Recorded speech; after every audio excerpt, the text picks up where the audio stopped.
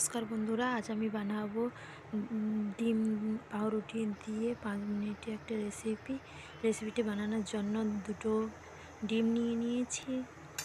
ডিম দুটো ভেঙে নেব। তো ভেঙে উপর দিয়ে পরিমাণ মতো লবণ দিয়ে দেবো লাল লঙ্কার গুঁড়ি অল্প পরিমাণে।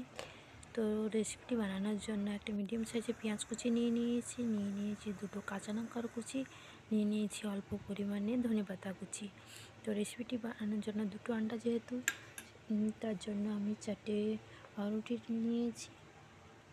তো তাওয়া নিয়েছি, তাওয়া বসিয়ে দিয়ে দিয়েছি এই অল্প পরিমাণে রিফাইন তেল।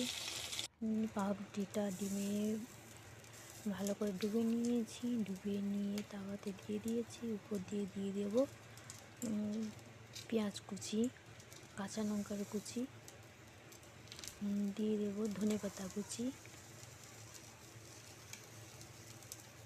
তো তোমরা ঝাল অনুযায়ী যেরকম ঝাল খেতে চাও ওর লঙ্কা দেবে পরিমাণ মতন।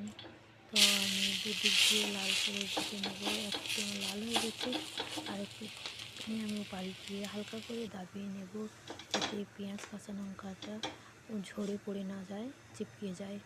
দেখো বন্ধুরা, লাল লাল করে ভাজা হয়ে গেছে, আমি তুলে নেব। তো সেম প্রসেসে আরেকটা তোমাদের দেখানোর জন্য করছি। পাউরুটিটা ডিমে ডুবিয়ে নেব। তারপরে সেম প্রসেসে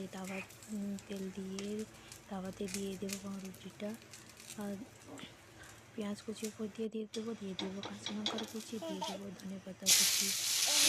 বলতে লাল লাল করে ভেজে নেব।